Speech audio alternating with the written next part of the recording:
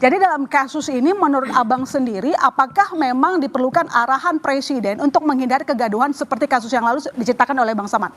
Ya saya tidak tahu, tapi jangan-jangan arahannya ya ini, seperti yang sekarang ini. Seperti membingungkan, kata Pak Jasman tadi ya. Nggak ada yang membingungkan mestinya dalam proses hukum. Nggak ada yang nggak jelas dalam proses hukum. Ya.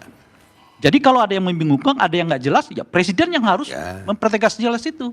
Oleh karena itu kalau ditanyakan, kan kita tadi misalnya masih ragu-ragu, ini dilimpahkankah atau nama dioper alih. Nggak jelas kalau di kalimat pertama disebut dilimpahkan oleh polisi ke kejaksaan.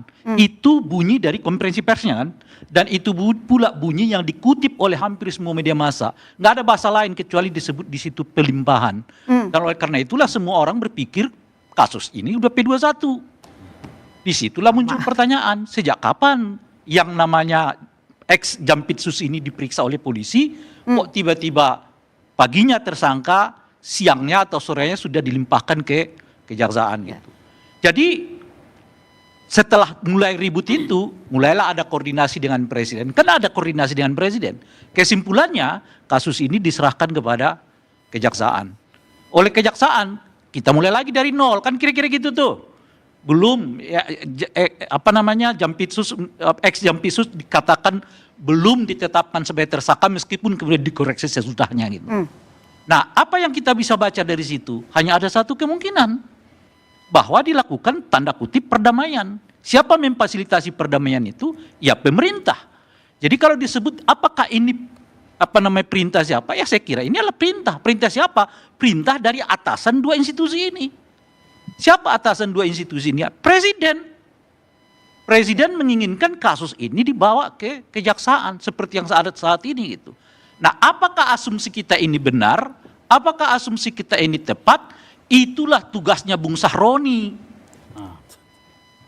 Bung Sahroni itu ngambang, nggak jelas tadi ngomong mau nyebut apa.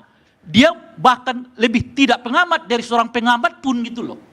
Kita pengamat aja mengatakan ini kalau ada dua institusi yang di bawah Presiden melakukan tindakan hukum yang mengambang, yang tidak jelas, yang membingungkan setelah bertemu dengan Presiden, asumsi pertamanya itulah hasil rapatnya. Tapi apakah asumsi ini benar? Tugas Bung Sahroni untuk menyandarkannya. Oke, Bang Sahroni silakan dijawab. Benar ada perintah Presiden untuk mendamaikan kedua pihak, termasuk kemarin ada ke Kejagung. Itu isinya. Terima kasih Bang Rey.